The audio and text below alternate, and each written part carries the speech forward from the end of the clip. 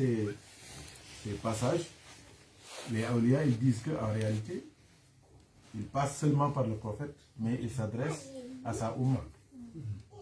Parce que quand on te demande quelle est la seule personne qui n'a pas fait de péché, qui n'a pas commis de péché, n'hésite pas, c'est le prophète Mohammed.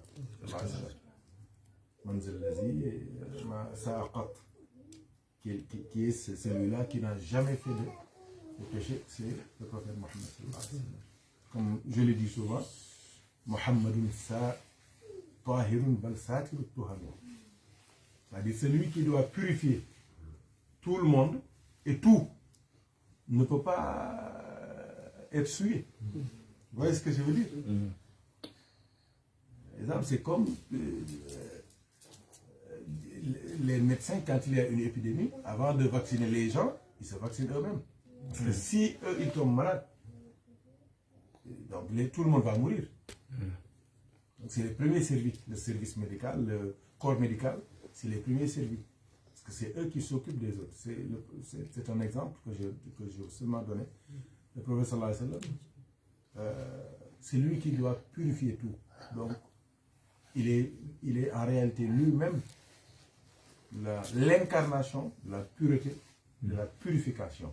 Sallallahu alayhi wa sallam.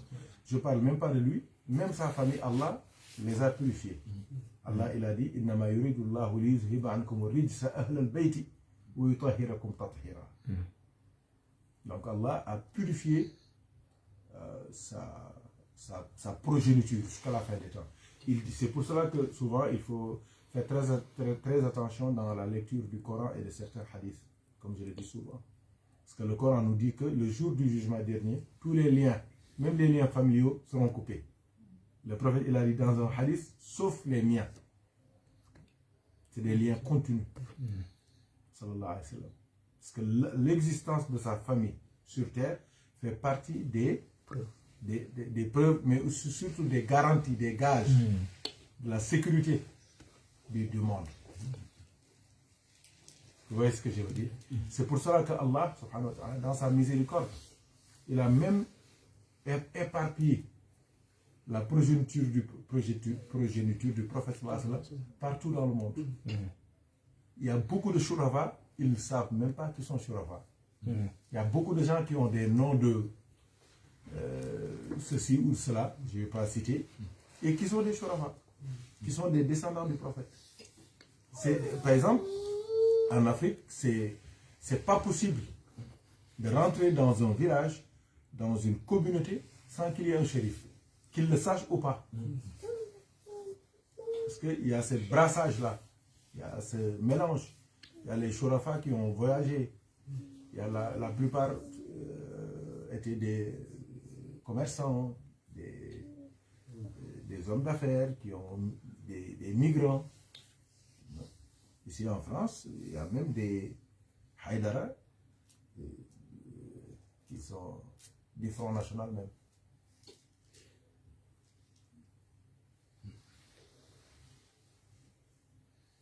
Quand tu vois leur généalogie, c'est des descendants du prophète. Ils sont partout.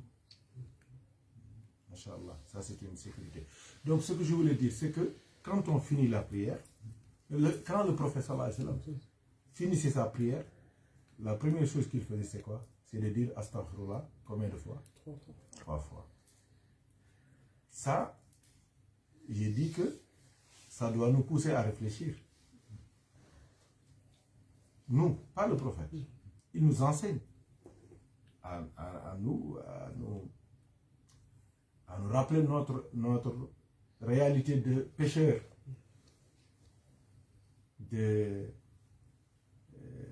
d'homme, avec les défauts, avec les tares, les manquements. Parce que dans bon, je ne parle même pas de la prière, mais on peut avoir des manquements au niveau même de la purification.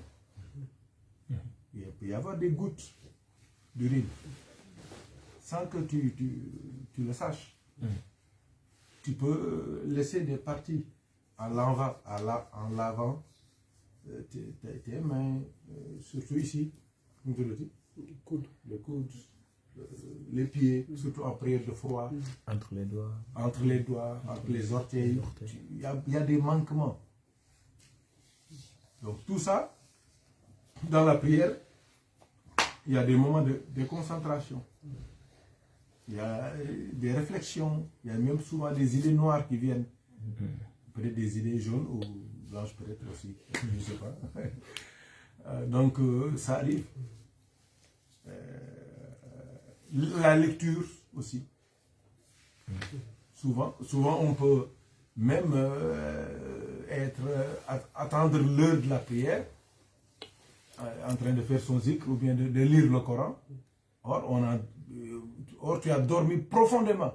Et toi, dans ta conscience, tu te dis, non, j'entends tout. Comme Dongo le fait, il se réveille, il dit, comme l'autre aussi, il y a un autre qui le fait aussi, il dort bien, il se réveille, il dit, j'ai mes ablutions.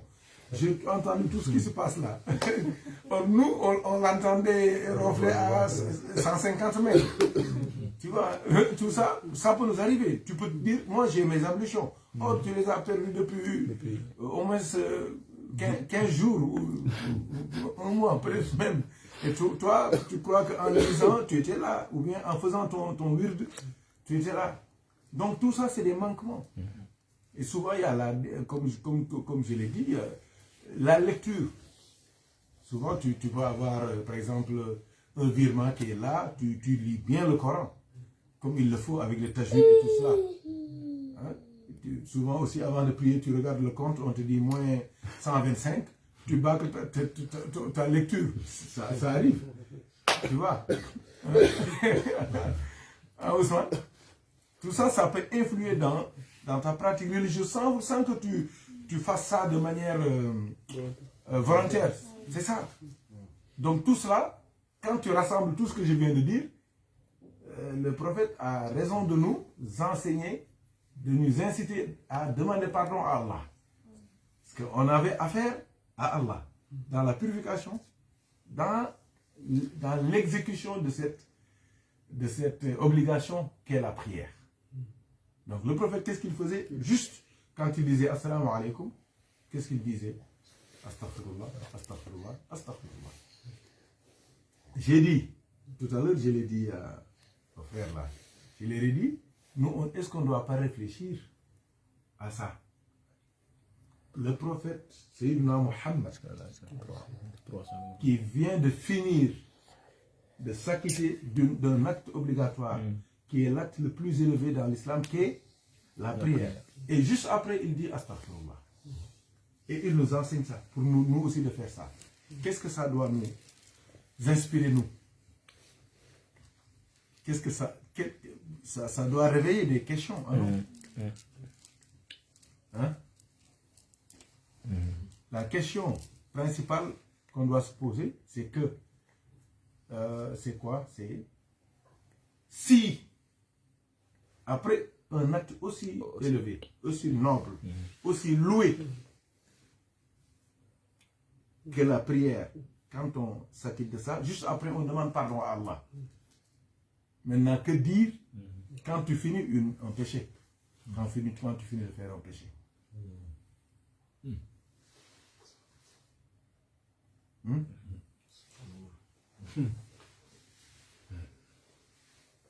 Hein, Hajj Douba? C'est lourd. Ah, c'est ça. 30 000 Hein? Non? 30 000 après. Dégoût? 3 istighfar, 30 000 istighfar. Ah ouais, c'est ça. C'est ça.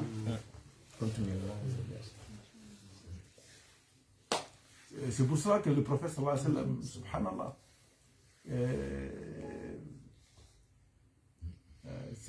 on ne peut même pas dire que c'est un océan, on ne peut même pas dire ça. Quand on dit ça, même l'océan va être gêné. Il va être gêné, c'est sûr. En tout cas, tous dans sa vie, c'est des encyclopédies d'enseignement. Subhanallah. Et nous tous les musulmans, quand ils finissent leur prière, ils disent Astaghfirullah, Astaghfirullah, Astaghfirullah. La première réflexion que j'ai faite, ça tout le monde peut le faire. C'est-à-dire le fait de savoir qu'on fait istighfar parce qu'on est... on a des manquements. On est imparfait. C'est ça. On est faillible. On peut se tromper. Mais cette réflexion-là, je crois que c'est la réflexion des grands hommes de Dieu. C'est-à-dire, si on demande, on fait istighfar, on demande pardon à Allah, après avoir fait une bonne action, maintenant, que dire d'une mauvaise action, d'un péché, d'une désobéissance. Donc, c'est pour cela que, à l'istighfar, le fait de demander à Allah subhanahu wa ta'ala pardon,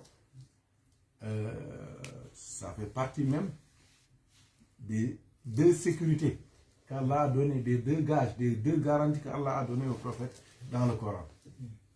وما كان الله ليعذبهم وأنت فيهم وما كان الله معذبهم وهم يستغفرون. Allahu Akbar. Allah a dit au prophète Mohammed sallallahu alayhi wa sallam, il a dit, tant que tu es parmi eux, je ne vais jamais les punir. Tant que tu es parmi eux, je ne les punirai jamais. Subhanallah, là aussi il faut réfléchir. Hein? Il est toujours avec nous, sallallahu alayhi wa sallam. Et la preuve, c'est simple, quand on prie, on dit assalamu alayka. Assalamu alayka en arabe, on ne dit pas ça à quelqu'un qui est absent. Sinon, on aurait dit Attahiyatu lillah, Zakiyatu lillah, Tayyibat salatu lillah, Assalamu alayhi. En arabe, c'est ça. Assalamu alayhi. Que la paix d'Allah soit sur lui. Mais dans la prière, on dit Assalamu alayka. On fait comme ça même. Pour l'indexer. C'est sa présence. Il est là. Assalamu alayka. C'est lui qui est devant toi. Ayyuhan Nabi. Et puis, regardez. Ayyuhan Nabi. Oh prophète d'Allah. Oh toi prophète. Wa rahmatullahi wa barakatuh. Assalamu alayna wa ala ibadillahi salihin. Donc Allah il dit, tant que... C'est pour cela que... Subhanallah. Donc celui-là que Allah punit, c'est celui qui ne vit pas intérieurement la présence du prophète dans son cœur. Parce qu'il est là, il est avec nous. Tant que, par exemple, et c'est simple, hein, souvent il n'y a même pas besoin. Comme je vous l'ai dit, dans la prière, ça tout le monde le sait. Même ceux qui ne croient pas au tasawwuf et tout cela, dans leur prière, ils disent Assalamu alaykum. Donc ça, tout le monde le sait. La deuxième chose, c'est aussi, tout le monde sait que nous sommes composés de chair, c'est le corps, et d'âme. Mais l'âme là, le ruh, c'est le prophète. Nous, nos âmes là, c'est des petites âmes. Mais la grande âme, c'est le prophète. Donc le prophète, il est avec nous, il est proche de nous. Il est proche de nous. Il est proche de nous, sallallahu alayhi wa sallam. Il est très proche de nous. Allah, il dit même, lui, il dit, je suis encore plus proche. Wa nahnu aqrab. Dans un premier verset, il a dit, wa iza sa'alaka ibadi anni fa inni qaribun. Si mes serviteurs te demandent à mon propos, dites-leur que je suis proche. Ça, c'est pour tout le monde. Allah, il est proche. Mais pour les amis d'Allah, Allah, il dit, je suis encore plus proche. C'est-à-dire, le sens de je suis encore plus proche, ça veut dire quoi? Ça veut dire que tout ce que tu penses qu'il est plus proche de toi, Allah est plus proche de toi que ça. La ilaha illallah. Subhanallah. Hein? Lo jàpp ni moo la gën a jege yàlla la gën a jege. La ilaha illallah. La ilaha illallah. C'est pour cela qu'Allah nous dit wa fi anfusikum afala tubsirun. Vous voulez me chercher au 7e ciel ou bien à la 7e terre, vous voulez me chercher dans les galaxies. Regardez-vous. Regardez-vous et vous me voyez. Parce que tout ce que vous croyez que c'est plus proche de vous, je suis plus proche de vous que ça. Subhanallah. Pour Allah, c'est compliqué un petit peu. Mais pour le prophète, le ruh, ton âme, il est partout. C'est comme ton sang. Le sang, il est partout. Pour cela qu'on doit toujours demander à Allah de nous protéger contre les maladies cardiovasculaires. C'est dangereux parce que le sang est partout. Quand tu as une maladie du sang, tout ton corps est malade. Qu'Allah nous préserve, nous tous, et qu'Allah nous guérisse, Inch'Allah. Donc, Allah, il est proche de nous. Il est proche de nous, subhanallah. C'est pour cela que Sayyidina Ibrahim, c'est ça qu'il avait dit à l'ange qui voulait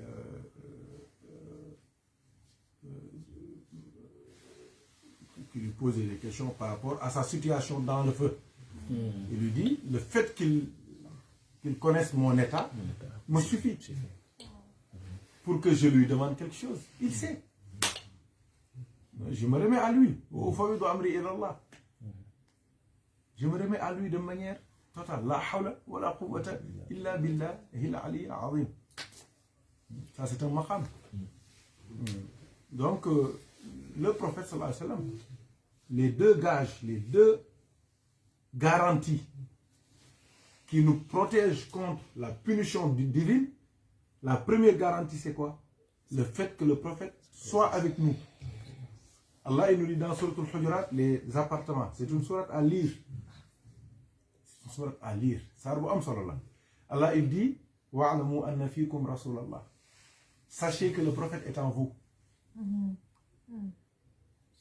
Il est en vous, il est en nous parce que nous l'aimons, nous le croyons. Nous croyons en lui.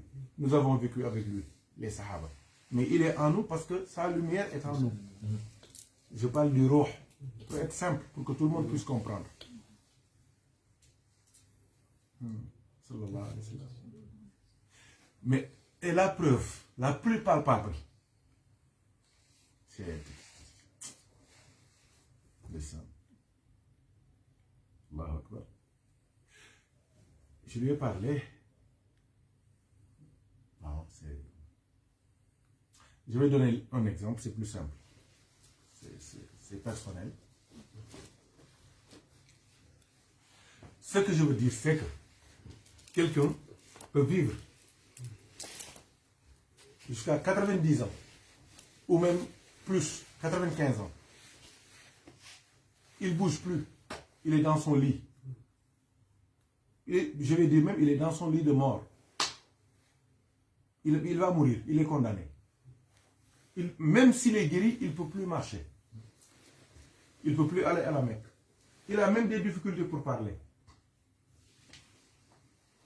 Toute sa vie, il est dans l'associationnisme d'Allah, subhanahu wa ta'ala. Il a adoré autre qu'Allah.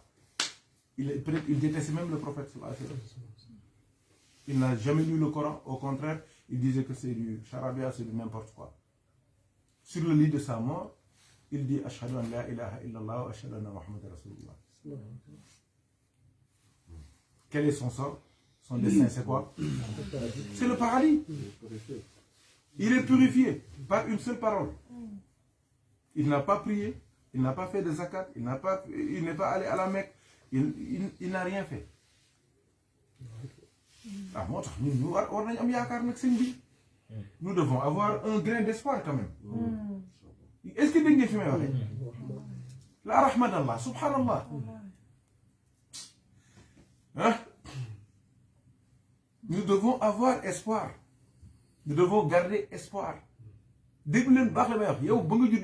as 40 ans, tu as 50 ans, tu as 30 ans. L'homme bon, yangi julli, yangi wor, yangi seug, yangi siggi, yangi def ay affaire.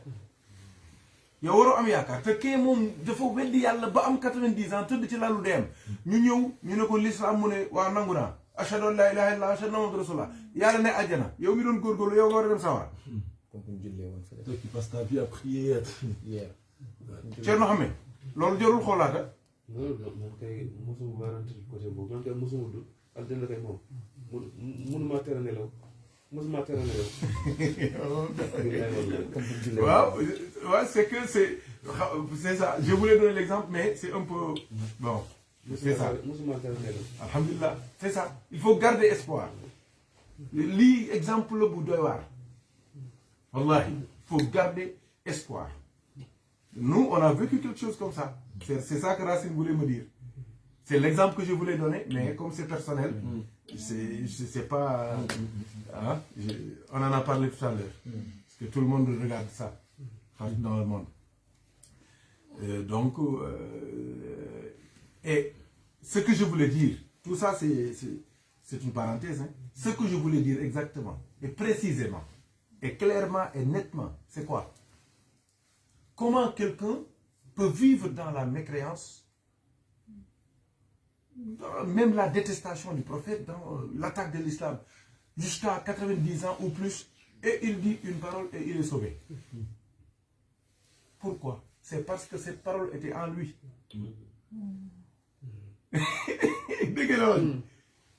Il est naturellement musulman. Il avait la lumière du prophète en lui. Ki ko nangu ak ki ko bañ rek la fi nekk. Waaye leer gi moo ngi ci yow. Ki ko xam ak ki ko xamul la fi nekk. Waaye leer gi moo ngi ci yow.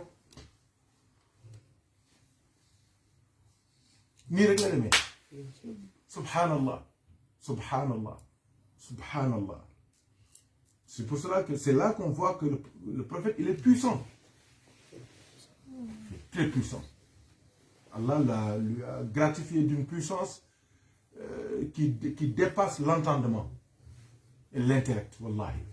Une seule parole, il dit Ashhadu la ilaha illallah, Ashhadu anna Muhammadan Rasulullah, c'est fini. Même dans le djihad, quand tu veux tuer quelqu'un, il dit Ashhadu la ilaha illallah, Ashhadu anna Muhammadan Rasulullah, tu n'as plus le droit.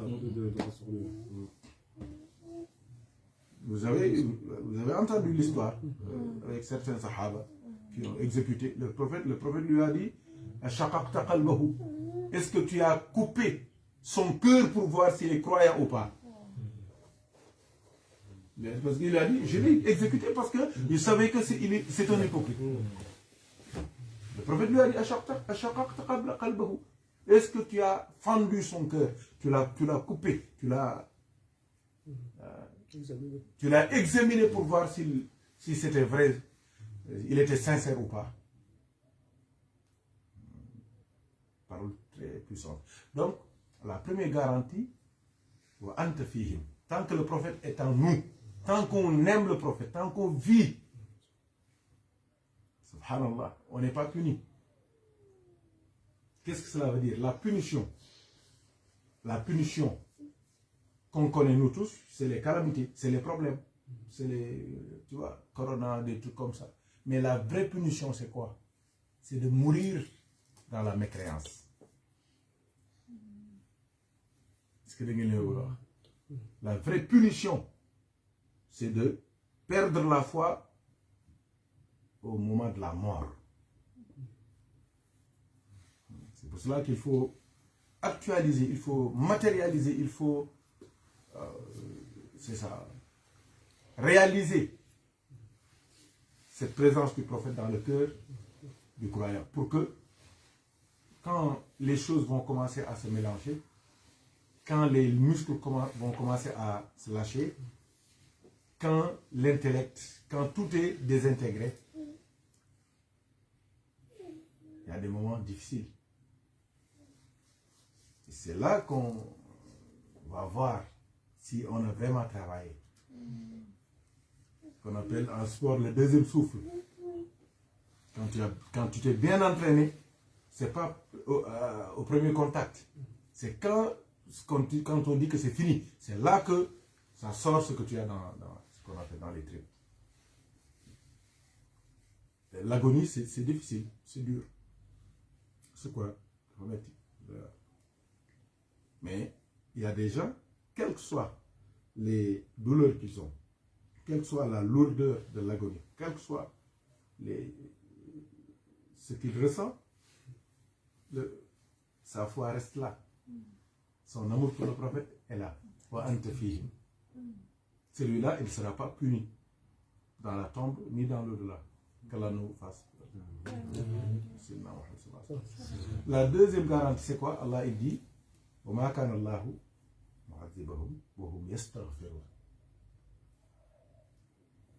Allah ne les punira jamais tant qu'ils demanderont pardon à Allah. Tant qu'ils demanderont pardon à Allah. C'est une garantie. Quand ils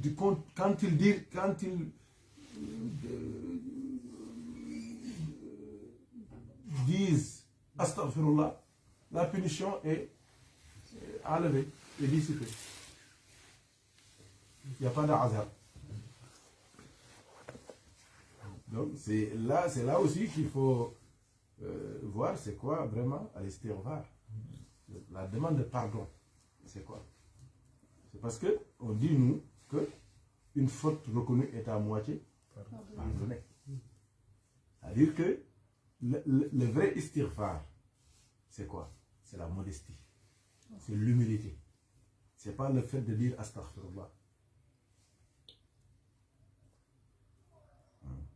Donc tant que tu es humble devant Allah, tant que tu es modeste devant Allah, tant que tu te rabaisses devant lui, tant que tu lui retournes tous les bienfaits que tu as, tu ne seras jamais puni. Et ça fait partie des piliers de la tariqa. Ouais. Le fait de toujours dire tout ce que j'ai, c'est Allah. Ça fait partie des piliers de la tariqa tijaniya.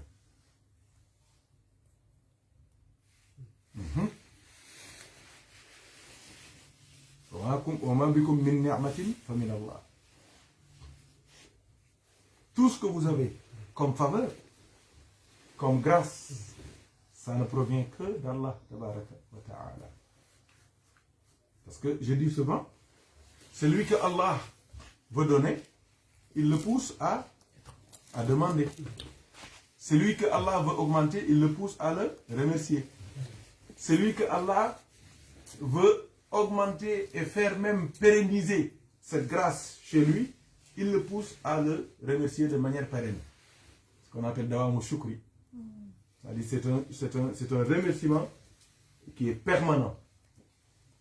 C'est-à-dire que tous tes actes, tous tes paroles, tes actions, ce que tu donnes, ce que tu fais, tout. Et il y a une dose il y a un soubassement de reconnaissance. Tu ne fais plus la prière pour prier. C'est une prière, c'est un acte obligatoire, mais en réalité, c'est pour rendre grâce à Allah, subhanahu wa ta'ala, le remercier de ses bienfaits. Parce que la prière que tu fais aussi, ce n'est pas toi. Le corps là, qui prie, ce n'est pas ton corps.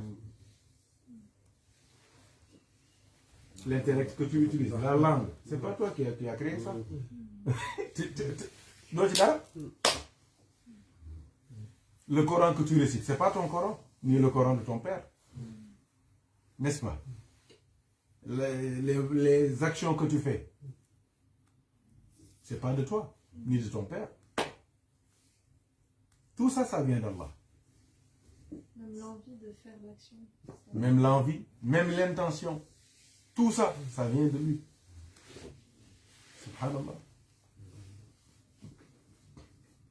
Donc, c'est cette remarque-là que je voulais partager avec vous sur l'istighfar, juste après la prière. Astaghfirullah, astaghfirullah, astaghfirullah. Le prophète sallallahu alayhi wa sallam disait, moi, lui, au moins je fais 70 istighfar par jour. Lui qui n'a pas de péché.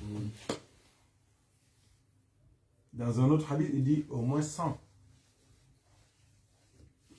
Donc j'ai dit aux frères, il faut ajouter au moins 3 zéros ou... Lui il fait 70. Nous on met 3 zéros. Ça va faire combien? Ou bien 7 millions. Ah, c'est une façon, je vais être un peu emphatique, j'exagère pour montrer que on n'ose même pas. Il n'y a pas de comparaison avec les serveurs du prophète.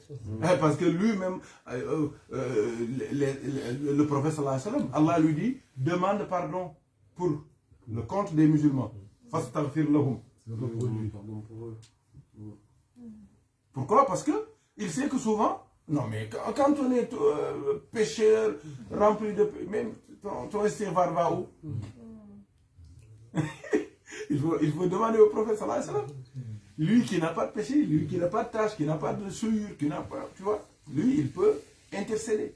C'est comme je dis souvent, quand tu parles jusqu'à ce qu'on t'emprisonne par exemple, c'est quelqu'un qui va parler jusqu'à ce que tu sortes. Je fais allusion à l'avocat. Mais toi, même si tu es avocat, tu ne peux pas plaider pour toi-même. Même les avocats ont des avocats. Même les médecins ont des médecins, non? Parce que peut-être tu es généraliste, mais il y a des spécialités, il faut voir les collègues. C'est eux qui savent. Donc maintenant, le grand médecin, c'est le prophète Mohammed. C'est pour cela que chaque lundi, chaque jeudi, il reçoit, sallallahu alayhi wa sallam, il reçoit. Je ne dis pas qu'il a reçu ou recevra. Il reçoit. C'est le présent continu. Il reçoit le dossier. Je veux dire, le dossier, les dossiers de toute sa umma. C'est pour cela qu'il dit dans un hadith, Touba liman wujida fi sahifatihi istighfaran kathiran. Sallallahu alayhi wa sallam. Il dit, il est sauvé. Celui dont dans le dossier, dans son dossier, il y a beaucoup d'istighfar. On ne peut pas récompenser le Messie Morana Chartidiane. Jamais. Il dit, il est sauvé. Celui, j'ai ouvert le dossier et j'ai vu beaucoup d'istighfar. Chaque lundi, chaque jeudi, il reçoit les dossiers de toute sa umma. Il regarde. Ah, Dieu, on tel, fils de tel, pays tel. Il regarde. Et il regarde pourquoi? Pour demander à Allah pardon pour celui-là, pour sa umma. C'est pour cela qu'il disait, lui, sallallahu alayhi wa sallam, si tu dis à Allah, Allah, fais miséricorde à la umma du prophète. Le prophète, il a dit, tu as là des hasanat, tu as des bienfaits, des bonnes actions qui équivalent au nombre de sa umma, de la umma du prophète. Comme par exemple, nous sommes combien? 1 milliard 700 800 000. 1 milliard 800 millions. 700 800 millions. Si tu dis une fois, oh Allah, je te demande de pardonner à la umma du prophète. C'est comme si tu as 1 milliard 800 millions de hasanat.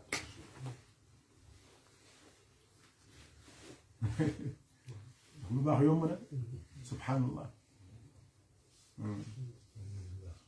C'est ça. Donc, ça, c'est les deux garanties.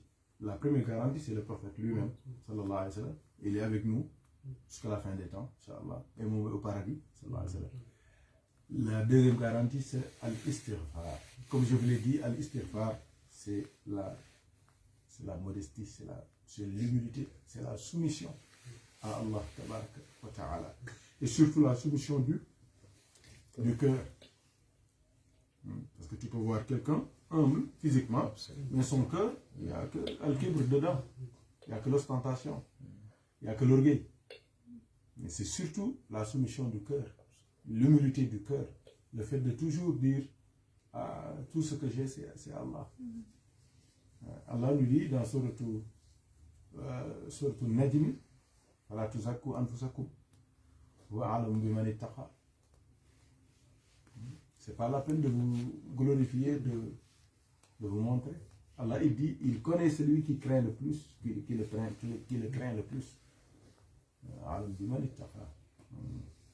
Qu'Allah nous préserve, qu'Allah nous protège, qu'Allah nous donne la bonne compréhension de la religion, et qu'Allah nous donne la bonne compréhension du Coran, qu'Allah nous donne la bonne compréhension des enseignements du prophète.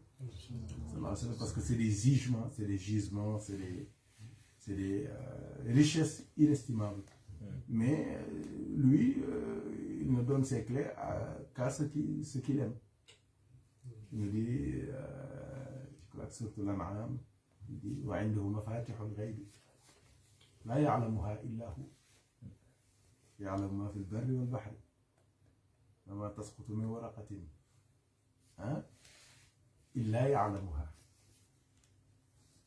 ولا حبة في ظلمات الأرض ولا رطب ولا يابس إلا في كتاب مبين.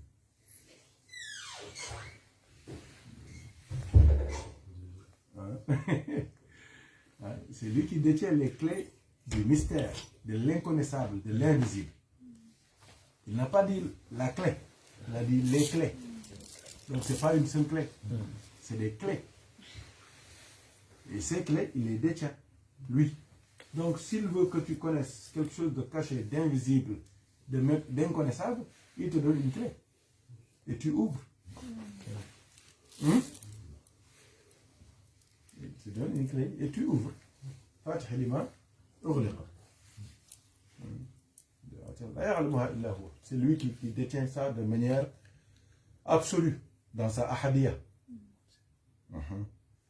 Dans sa ahadiyya. Maintenant, dans d'autres hadarat, il a donné. C'est pour cela qu'il nous parle de il connaît ce qui est dans les océans, sur la terre ferme et dans l'océan. Et tout ça, c'est des allusions spirituelles.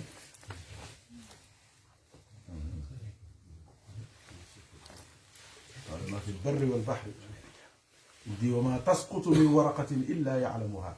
il n'y a pas une feuille qui tombe sans qu'il le sache. ولا رطب ولا حبة في ظلمات الأرض. La حبة في ظلمات الأرض. Il n'y a pas une graine dans les ténèbres de la terre. Voilà رطب. Il n'y a pas quelque chose de رطب, ça veut dire quelque chose qui est mouillé. Voilà يابس. Il n'y a pas quelque chose qui est sec, qui est sèche. Il a fait kitab al-Mubin, que ça, il n'y a pas quelque chose qui est mouillé ou sec, qui ne soit pas consigné dans un livre. Subhanallah. Hein? C'est des allusions. Inch'Allah. Un jour, on va en parler.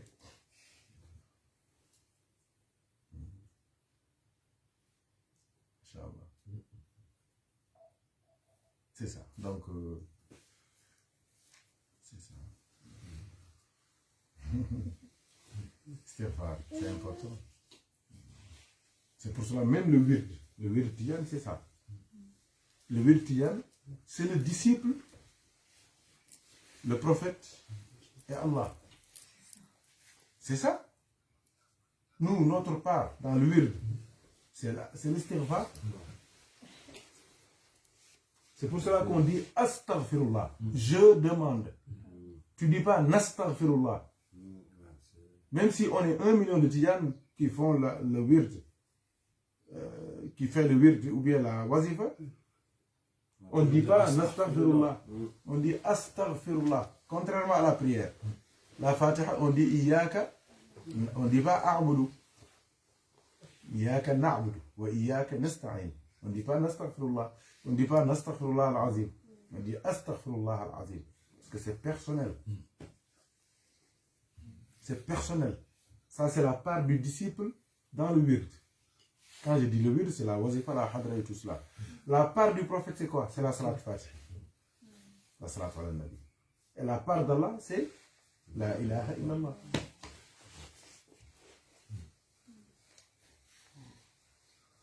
C'est pour cela que dans la Tijaniya, la relation, c'est clair. Est-ce que vous m'avez entendu parler de quelqu'un d'autre? C'est le disciple, le prophète et Allah.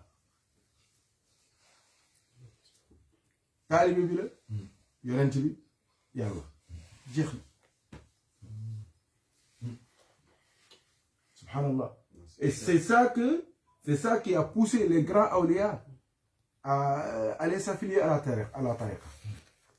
Mais il n'y a pas d'intermédiaire. Il n'y a pas d'intermédiaire. Et c'est moi, par pédagogie, qui parle du prophète et d'Allah. Hein? Pédagogie, en principe, on dit même pas le prophète et Allah. Quand tu dis Allah, tu parles du prophète. Quand tu parles du prophète, tu parles d'Allah. Parce que sans le prophète, tu ne peux pas adorer Allah. Allah aussi, on l'adore. Le prophète aussi, on le suit parce que c'est lui qui a décrété, Allah a décrété que c'est lui sa porte et tout cela. C'est ça, non? Oui, c'est ça. C'est Ahmed. Ah oui, c'est ça. Donc, la tariqa, en principe, c'est ça. C'est le disciple et Allah directement. Ou bien le disciple et le prophète Mohammed. Ça dépend de ton état. Si tu es là, on peut te parler du prophète. Mais si on peut aussi te parler d'Allah directement. C'est la même chose. Donc, c'est ça que les awliya cherchaient depuis des milliers d'années. Cette relation directe là, taf. Tu prends le wird, tu es connecté. Directement. Lazim wazif hadra. Tu es dans la hadra du prophète. Direct. Sans intermédiaire. Parce que la preuve c'est quoi? C'est que même les autres khulafa, les autres muqaddam, ils font la même chose, ils cherchent la même chose. Voilà du non Thierno. Moo tax ñoo bokk li ñuy lazim xalifa cheikh yi ak surtout cheikh yi ci am de on fait le même wird, la même wazifa, la même hadra parce qu'on cherche la même chose. Est-ce que quelqu'un, parce qu'il est khalife de cheikh, il fait pas de lazim ou bien il fait un lazim autre que le nôtre? Celui qui vient de prendre le wird et celui qui a fait 150 ans dans la tariqa, c'est le même wird, ça change pas jusqu'à la fin des temps. Pourquoi? Parce que vous avez la même le même but, le même objectif. Vous prenez le même chemin. La finalité, c'est la même chose. Le terminus, c'est Allah. Donc, c'est ça. Qu'Allah nous préserve, qu'Allah nous protège, qu'Allah nous donne tout ce qu'on cherche. Et qu'il nous remplisse le cœur. Mon grand-père, il disait que la richesse, c'est un cœur rempli d'Allah. Parce que le cœur, rien ne peut le remplir si ce n'est Allah. Tout ce que tu as dans le cœur, quelle que soit la nature de cette chose-là, tu vas chercher encore. Encore et encore, wallahi. C'est Ahmed. Tu as bien vu. Mais un cœur qui est rempli d'Allah, c'est fini. Et quand un cœur est rempli d'Allah, il est sauvé. Et le contraire ne peut... c'est-à-dire, non, je ne parle pas du corps. Le contraire peut avoir. C'est-à-dire, un cœur peut être rempli aussi de shaitan. Allah, il nous dit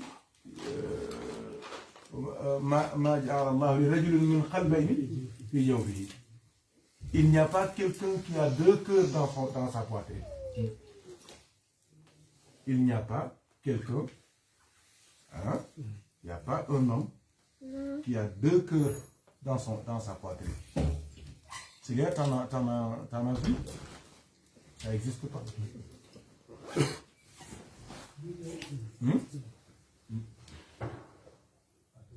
C'est une allusion, hein? Une allusion spirituelle. Il parle bien des hommes. Parce qu'il y a des insectes qui ont deux cœurs, hein? Ou même trois. Comme l'abeille. Faire attention avec elle, l'abeille. Il y a même beaucoup de gens qui se trompent, qui croient que l'abeille, le miel, ce sont ses déjections. Mais c'est faux. Il y a un circuit spécial pour le miel. Hein? Hein? Il y a un circuit spécial. Essence de fumier avec huile de fumier d'abord. Cool, quand même. Il y a des gens qui ont des safanelles. Vas-y, Ahmed. Hein?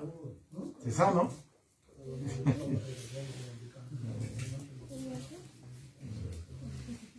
Donc un cœur, hein, s'il n'est pas rempli d'Allah, il est rempli d'autres choses.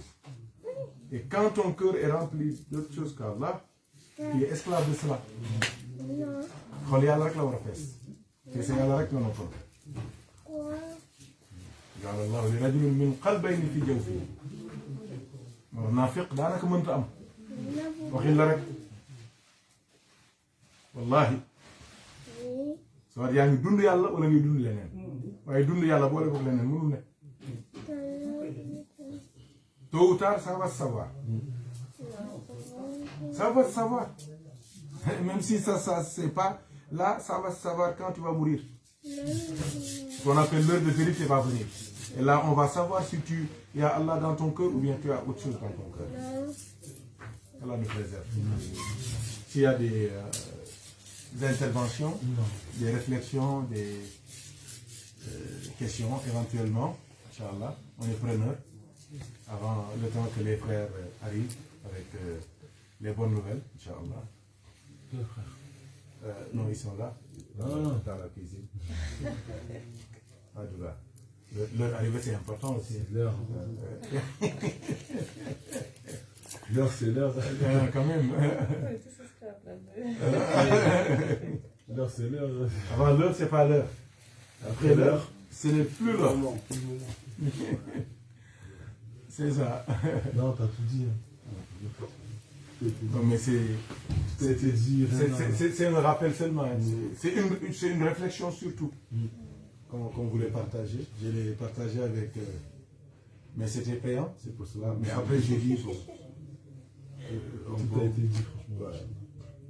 C'est ça. On peut que être reconnaissant de cette dimanche. Dis Allah Ta'ala. Il nous a donné les clés. Wallahi.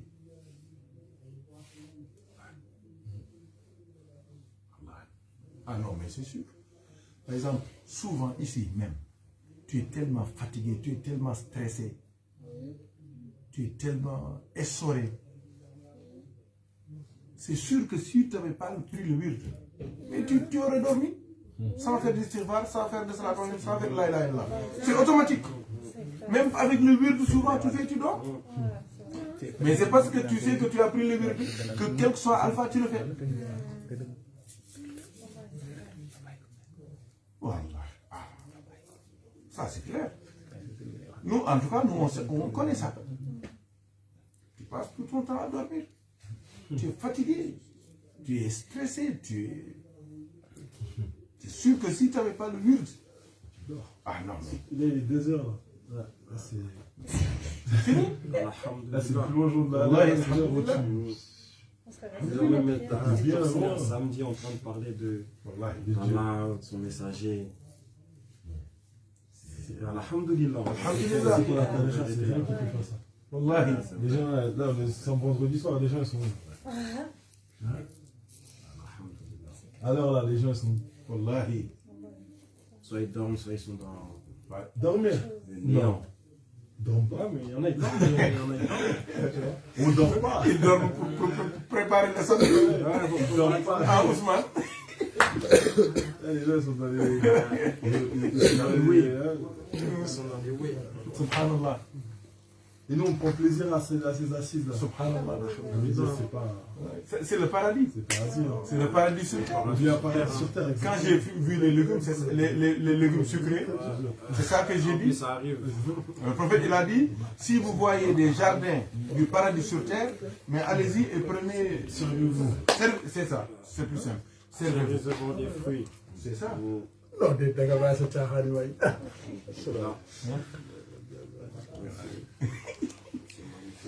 ma ne ko mi ngi may accéléré maa ngi bëggoon jaar kër ma ne ko namoon noonu la. laal ci Servez-vous. laal ci rem Claude yi mais On se sert. Bismillah. Merde. Ah. Oh là là. de rem Claude les prunes. Bon, d'abord, bàyyi ko mu doxal nga xam ne baax na. Prunes et Bismillah. le vert c'est mon préféré, c'est mes préférés, c'est mes prunes préférées. Cheikh daa mel ni verre bi moo bàyyi na. moo gën a xéwlu de. bii nu mu tudd. Ren Club. bokk na muy abel xaw ma. beneen bu ndaw bi mooy Mirabel. bii mooy Ren Club. À l'ancienne. Ah baax na. C'est à l'ancienne.